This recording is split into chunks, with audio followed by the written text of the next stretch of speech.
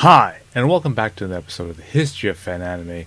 I'm your host, William Chow, and in today's episode, I'm going to do something a little different than what I've done. I'm going to go through an old video and some various photographs, and I'm going to basically pick out and point out things in the video that you might not have actually, see the same way I see it, because I'll spot things and have relevance to the things I see in the video, and and basically point them out and maybe give them a little more illumination on them. Okay, so before we begin that, of course, I want you to go down below, click like and click subscribe, and and if you have any other comments, by all means use the comment section. I always love your comments that you put down below.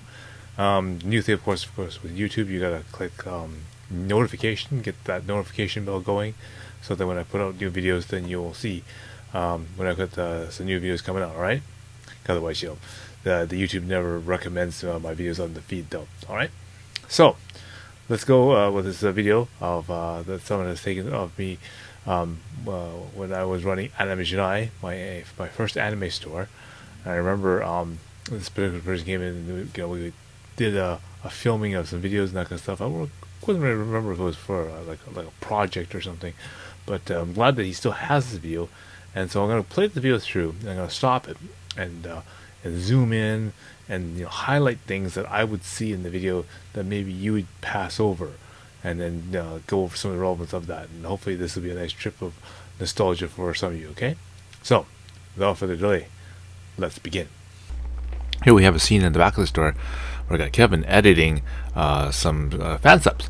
And basically, here you go. You can see the monitor showing the computer with the editing screen, and then on top is really ancient fax machine with the TV. And of course, the TV would show basically the video with the subtitles and the timing bar.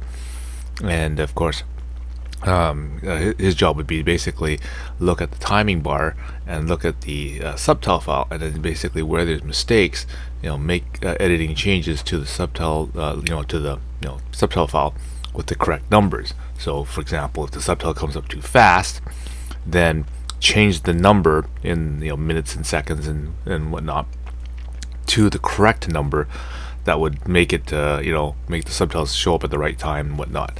And so this would be an example of the file that he'd be kind of editing, right? So it has the lines and has the the time marks in it, and then basically he's going to be watching back and forth, and you can see he's holding in his hand a remote control which controls the VCR.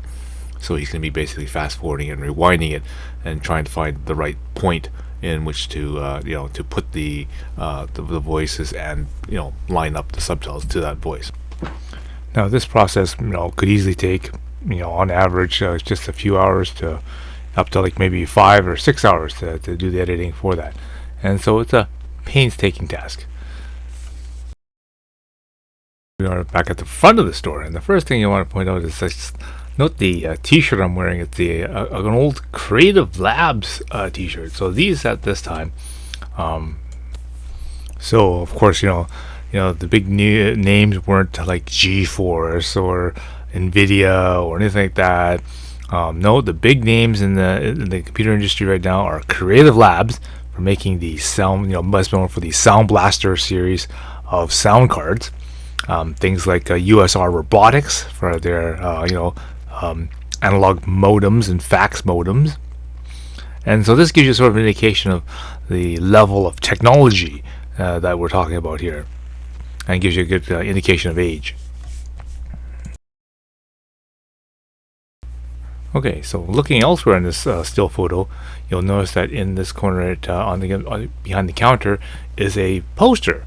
And so this is one of our flyers or posters for the Vancouver Japanese Animation Club meetings that we have at Douglas College.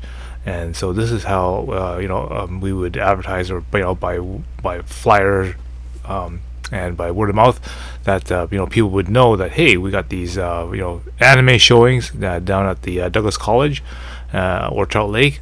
And you can come out on that particular Sunday and come and basically watch some anime on the big screen.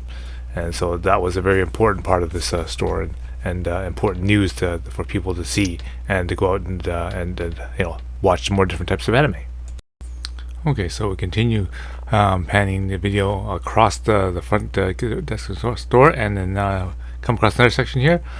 This is where I had a whole bunch of cards, Dragon Ball cards, Sailor Moon cards, and that kind of stuff. Were very, very popular, Pokemon cards, and a lot of kids coming from the local high school would come in for those, and a little more. I can also see some cassette index cards. I covered there's an aspect of these audio cassette covers and how you use them, and some of the things that we used to with these actual cassette covers. So continuing along the wall here, we come across the huge Sailor Mercury poster there, and this was the part of a set of like basically life-sized Sailor Moon posters, and they had like Sailor Venus, and they had Sailor Jupiter, and Sailor Mars, and of course there's the Sailor Mercury one and a Sailor Moon one in this particular first set. Now my most favorite one that I have is the Sailor Mars one, and the running joke behind the people who bought this one, and is the fact that it was pointed out to me that someone wanted to buy it specifically for this reason. But what people would do is they'd post this poster on the ceiling, right above their bed, so they can always have then they can actually have the right to say, well, yeah, I sleep under Sailor Mars. Or the opposite way is that some people would put the poster and they'd store it underneath their bed, and then they can say, well, yeah, I sleep on top of Sailor Mars. So that was the big new thing that they did with this particular poster. Now, I've already mentioned in the previous episode what I did with my poster. I actually sent this poster to get laminated, and then basically I posted it up on my wall. Now, the trick about this, of course, you need to know is that you just can't take this kind of poster to like a Staples or something, because they don't have a machine wide enough to take such a large picture. You actually have to take it to a special printing press type of place that has this kind of machine. And at this kind of day and age, very, very few places will have something wide enough to fit a poster of this big nature, and of course this particular length in there, because as I said, this is like literally human size, full length size poster. So fortunately for me, one of my customers did work at TR Trades, and again, I said in a previous episode, down on Granville Street there, and so I would always take all my various different anime posters down there to get laminated, and this is one of their harder jobs that they had to do, but they had the machine to do this, and it did cost. Well, actually, back then it didn't cost all that much. I think it only cost me like $50 or something to get the lamination, which at this time was fairly expensive, really, because I said such a large size. But yeah, I put a nice coat of 5mm sort of matte finish, UV protected plastic on this stuff, and it really protected my poster when I put it up against the wall. Okay, and so I continue panning around the store here and showing the various different things that towards the corner. Now I'm going to zoom up to the front display counter, and here I have some more audio cassette covers used as sort of clipped on just as a display, and then underneath are some various CDs that I had for sale. Now there's a couple I recognize here, like right off the right bat. I see the one in the corner here. It's the Maison Kaku party mix there, because I see the front cover of Kyoko on the front there. There's a quick zoom of the camera here, but I quickly see a Gundam Singles History, I see a Macross, I see a Lotus Wars, there's a Dragon Ball soundtrack, and what is on the side there? Oh, that's 5-Star Stories. Okay, there you go. So a quick little mix of soundtracks there. Okay, so then I gotta pan over to and walk over to where the video cassettes and stuff. So I walk by a rack of video cassettes, but then I get to the wall of commercial stuff, and then there, right against the wall, I see Megazone 23 right at the very front there. I also see 8-Man After, and that's a tape of Ranma 1/2 against the wall there. Okay, so we walk along, and then I'll stop and point at some posters against the wall here. And right away, I'll see at the very top there the Kiyomiya, that's the Summit Mobius Gunhead poster. And then right to the side is a City Hunter poster. And then right at the top again is a East poster with Lilia, different versions of her. And let's continue moving back to the further back to the back into the story here, where we got more gaming, that kind of stuff going on here. We continue the video coverage with some of the regulars. Now, this is here is Alan. He always comes over all the time, and that's part of the other thing that really is neat about hanging out at the store, that we do a lot of the regulars. Anyway, we make a stop at this point on the shelf here, and I see an ATC Southern Cross Armor model kit, which is one of those ones that really hard to get things at this particular time. And here we are standing in front of the video tape shelf, and then almost stopping in front of the tape shelf here, and then we see one of the posters hanging on the wall there, a very recognizable one for Magical Knights Rare Earth. So it was really important that a lot of the regulars and that kind of would come into the store all the time, and I would see them, like multiple times throughout the week, and it was really, really good. Here's another section where we're sitting in front of the video game consoles, and here we go. There's another Sailor Moon poster, as well as the Sailor Jupiter poster hanging against the wall there. And on the other side of the table, you can see there's a Macross 2 poster, and right at the very bottom underneath that, there's the Shurato Hachibu the World poster. Here's me sitting in front of all the various different game consoles, and you can look at this floppy disk here. This was needed to use the Game Doctor, which is basically a cartridge copying device for the Super Nintendo / Famicom series of game consoles. And basically what it allows you to do is it allows you to plug in a cartridge and then basically copy the contents of the cartridge onto a standard 3.5-inch floppy diskette. And then with that, then you can then remove the cartridge, of course, and then reload the contents of the cartridge from the floppy disk back into the drive console, and then the drive console will basically act as a cartridge, so that you can then continue playing the game afterwards, right?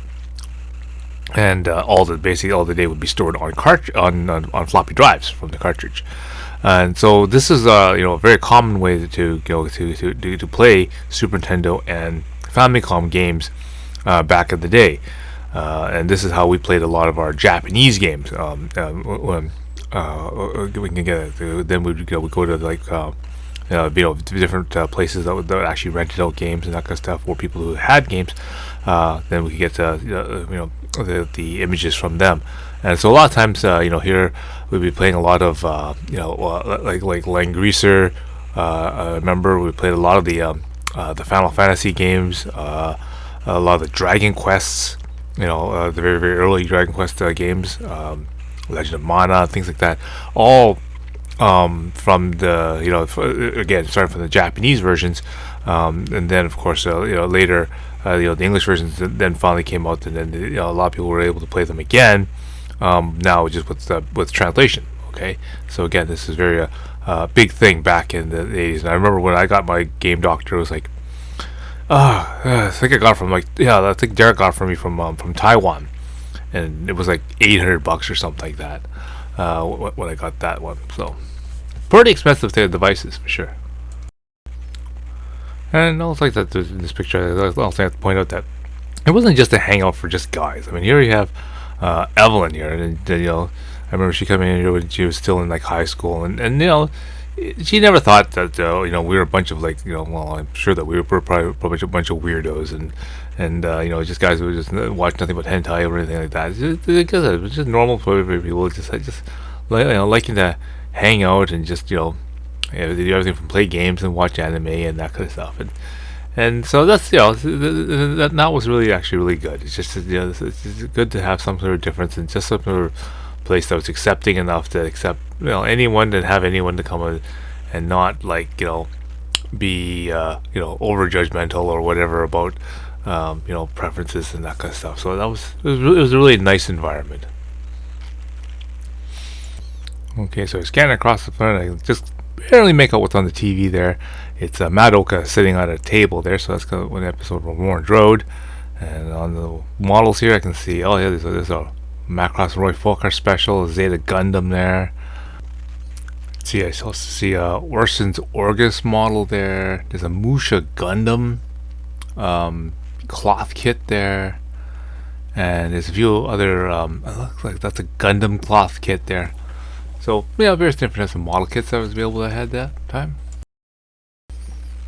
Okay, so we'll just pan away there and just do a quick overview of the thing. Go back to the wall of video cassettes. Now let's see what we got to see here. Just off the top, I see. Let's see. There's Genocyber. There's lots of Ranma there. I see the lots of Ranma. There's that looks like Lupin the Third. Regular Lotus Wars is there in the corner. And what is that? Prodigy Echo? Bubble Crisis. Yeah. See those ones there. So yeah, good. Oh, Dirty Pair. There's the movie up at the top there. Yeah. So various different titles that would have been very popular at around this time. And then again, we pan our way to the different people playing video games here. Looks like you got the Sega system at the front there playing Streets of Rage. And I think it was the 3DO was in the middle. The PC Engine was at the end. The Super Nintendo was what Kevin was playing. Looks like he's playing like Greaser. I think I have an old ColecoVision on the top on the second panel there.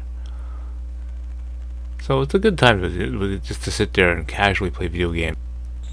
And so this is the view of the store when you walk into the store. So right at you're standing at the entrance and you're scanning all the various things that you see as you see it from the door.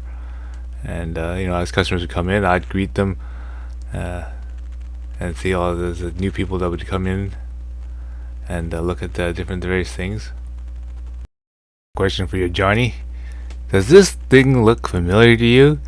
Because I remember I took some fan comics and that kind of stuff from various different people, and I think this might have been one from you. I'm not sure, but you might want to check your memory on that to see if that cover looks very familiar to you. But yeah, I remember I used to sell that kind of stuff as well. Alright, now zoom in behind the counter here. Let's see, we got some Magical Knights rare cards there. Oh hey, Dragon Ball Pogs. I mean, that's something from the era.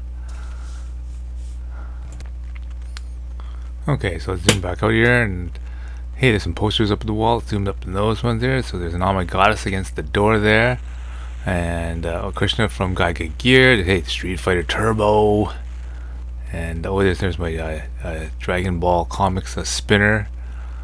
Well, also racks of video cassettes and comic books and that kind of stuff. So it's a really store full of a lot of different things. So let's zoom up here. So this is the Oh My Goddess poster standing on my door, and just right above it is a Street Fighter 2 Turbo poster. I see the Robotech book right beside Viper book. Oh, there you go.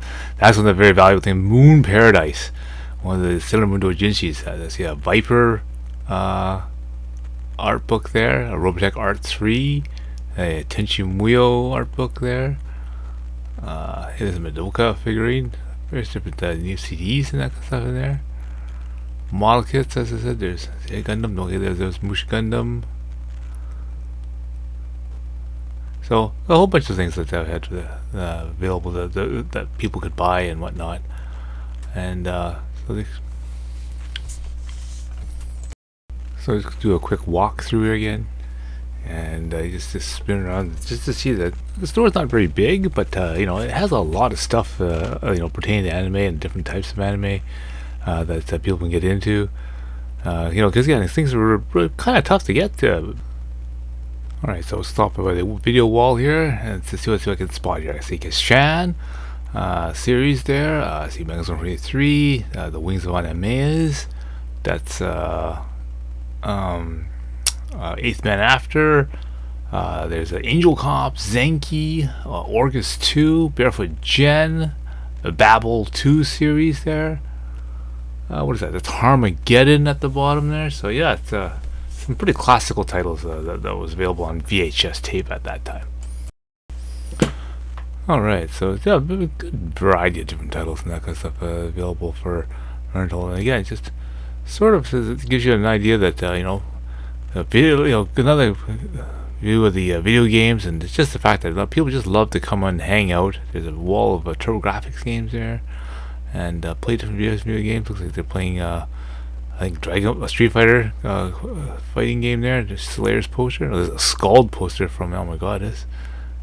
So I'd like to thank Prakash for taking this video way back then, because again this we had to record on video cassette using one of those camcorders, right? So no digital recording at this time. So that was really good, and now we have a partial record of that. And I wish more people had more of that kind of stuff. I hope that was a lot of fun for a lot of you there, and some good memories and some good nostalgia. All right, so guys, we'll get some more videos and we'll do that again. All right, so until next time, see you again.